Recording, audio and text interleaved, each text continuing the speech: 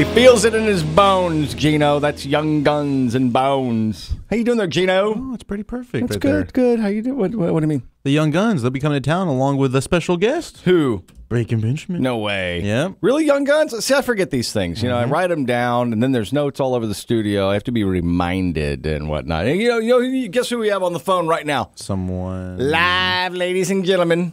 We have Mr. Benjamin Burnley. What? Of Breaking Benjamin. Perfect timing. How you doing there? Hey, man, how's Good, your... man. How are you guys? Thank you so much for putting aside your toast and coffee to call the two guys breakfast sushi in the morning. My tea and crumpet. Oh, you didn't hear? We're English now. The mighty Vesuvius. So, have you seen that movie, The Rocker? No. Oh, yeah. Oh, that's such a fantastic movie. Yeah, I saw it when it came out. It's been a few years. We just saw Jaws, so we're a little late. We're a VHS town. Yeah, We like to stick to that. it's Corpus. There's another really awesome movie you should check out. It's called E.T. Oh, yeah. Oh, I've really? heard good things about that. Drew Barrymore, going far. I hear good things. Extra testicle. Extra testicle. That's what it is. I hear Poltergeist is good too. Benjamin, go towards the ladder. You're going to get a spanking. If you're into that kind of thing, yeah. Hey, so now the pre-order for your new album, Dark Before Dawn. When did you guys put this thing together? Well, it's something that I kind of, I've been the primary writer for the band pretty much since its inception. So it's just kind of followed suit with, my sort of process that I did with all my other albums. And, I didn't take the whole 6 years to write it. I just kind of took some time off from everything. And when everything got geared up, I grabbed the, guitar and started to jam out these tunes. And, it's just like I said, I've kind of not really changed my process of writing. Yeah. So it pretty much was kind of the same as the other ones, except for, this one and Dear Agony are the only two that I've done completely sober. So that's like the only difference. And really the only thing that adds to is that just a little more like clarity in the lyrics. Yeah. And more like intentful music. Like I think before when things really worked out, it was kind of like a happy accident. Like when lyrically or musically a riff would come around or something would, fit really well. But now it's like completely intentional and it's, worked on 5 times harder. And so it's more of a, purposeful effort. Now, when you would write music before, would it be sort of like an interesting surprise the next day because maybe you didn't remember the fact that you wrote something that was brilliant? Or, would you ever surprise yourself the next day and you'd go, wow, this is some really weird stuff that I wrote? I would definitely be surprised in the sense that, I didn't really, remember it to the finest details of it. Yeah.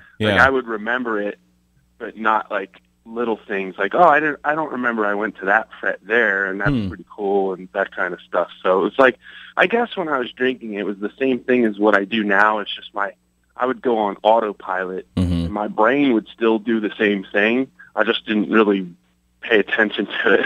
What did you think sort of caused you to drink so much? Because everybody that I know, they drink, and then there's some people who they have that thing in them, and they just can't stop. Was there something for you that would trigger that in you that would make you go, I'm going to drink until I'm obliterated over here, instead of having that little signaler that goes, okay, stop? Well, I've always been the kind of, I guess it's like when you have an addictive personality, you don't have that thing that says, okay, stop. And for me, I lived my life, and I still do in some ways, that I live my life like every day is my last, and if I want to do something, I'm going to do it. Yeah. And I would literally be sitting there at work before the band even took off, and I'd be like, you know what? because I worked like for my family, Yeah. and I worked like off in a side room by myself. So I'm like, you know what? I could have a shot right now, and nobody would know. That's how we feel over here. Yeah, so I like did, normal. so I did, and that's just kind of how I lived. And then, when you get into a band, like, not only do you have to not hide drinking, it's kind of encouraged. Yeah, that's true. So I went for it, man. I was just like, I could be drunk right now, so I'm going to. And I enjoyed it for, what it was. It's definitely not good for you. I don't recommend it to anybody, but a lot of good came out of it and a lot of bad came out of it. Yeah. And it was just one of those things in life that a lot of people go through. And, it's just one of those things that you have to learn the lesson yourself. Like 1,000 people can try to help you or tell you to, cool it off. But if you don't listen to yourself, you're just not going to do it. So. It's like anything else. You could equate to what you just said to anybody who's like ever dieted before. You're not ready to diet until you're ready to diet. You're not ready to stop smoking until you decide you want to really stop smoking for yourself. And I think that sometimes it's necessary to go through the stages like you said, because nobody ever really learns from anybody's advice. You learn these things by hitting your own head, not by somebody beating you over the head with what their knowledge was or what their past was or whatever it was. And the thing about addictive personalities, even hearing you speak right now, and even things that any of us have done. I mean, some of the best times in your life that you describe could be one of your drunken stupors.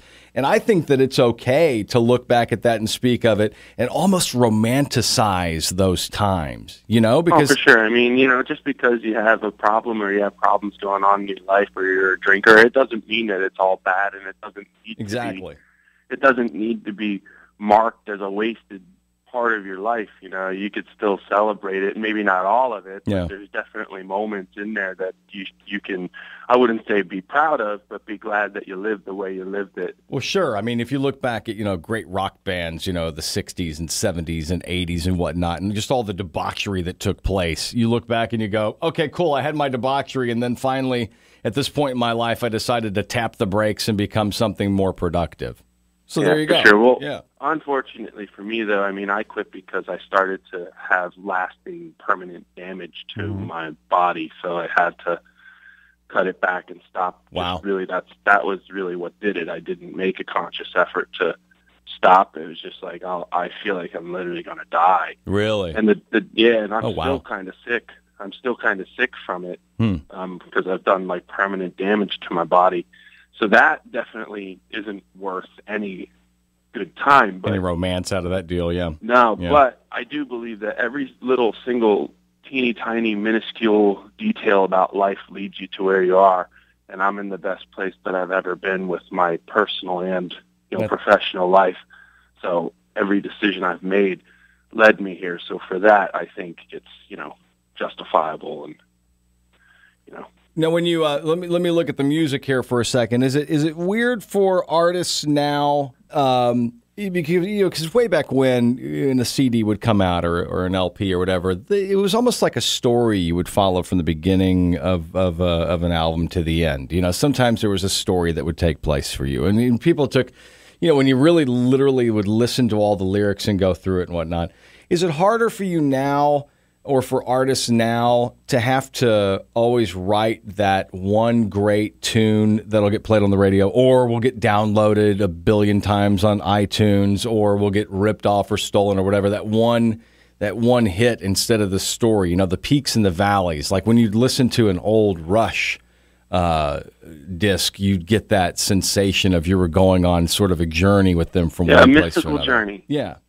A mystical journey. What is it like for you now to write music knowing that people are just ripping a page out of your... It's like single-serving rock and roll? Yeah, exactly. They're just going to go grab that one flavor. I come from, the school of, Nirvana, and so my musical sort of background is just that.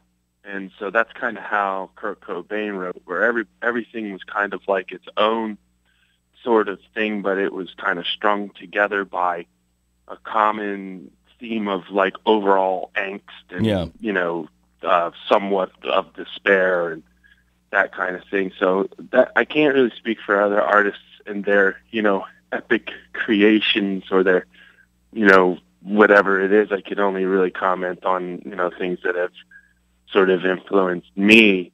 And just because I come up in that school of Nirvana and the grunge era, of when I really started to like learn music and know music and like music, that's kind of what I base all my writing and everything that I do and everything that I like off of, because people, I think nowadays have forgotten, the newer generations have sort of forgotten about how actually melodic that music is and how it's structured, that it's heavy, but it's still got great melody. And that's kind of what Breaking Benjamin's a lot about, what we try to do.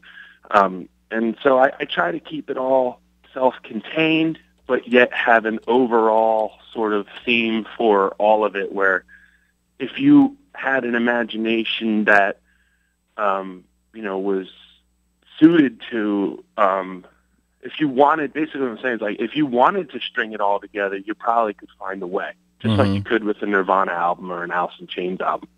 But if you wanted them to stand alone, they could do that too. And I always have people coming up to me telling me what they think songs are about. May not necessarily be what I had in my mind, but I think it's even better to hear what other people, I love when other people tell me their interpretation of it. And so I think it's the same thing. I mean, somebody might connect the whole thing so it is one thing. You know what I mean? You never know. Yeah. That's got to be cool for you as an artist to have somebody walk up and go, here's where I was in this period of my life. Here's what I was doing, and your music inspired me to get through that. Or I was in this relationship when this happened, that kind of thing. Oh, dude, it's amazing. I mean, that's the whole, honestly, that's 100% why I do what I do, to hear that kind of stuff and to hear that you're actually making a difference in helping some people. It's just it's a gift. Is there a song that you guys do live, or that you I mean, I know there's like your set list and whatnot, and yes, generally you love all of your music and you love everything you're going to play. Are there songs that give me like a song that you really look forward to playing for people? Well, even though it was like a really big, like, single, I still never get tired of Diary of Jane. I really love playing. The song's really fun to play, as a guitar player. It's really fun to sing. It's powerful. It reminds me of a good time in my life.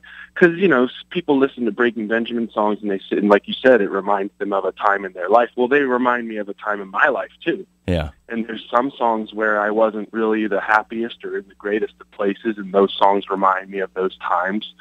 And then there's songs like Diary of Jane. I mean, everything, when Diary of Jane came out, everything in my life was fantastic. I had, recently met, not long before, my wife, that's my wife now. And, stuff was like, that was when, for me, stuff was like really, really coming together in my life. So it reminds me of that. And so every time I'm on stage and I play that, there's a little bit of hint.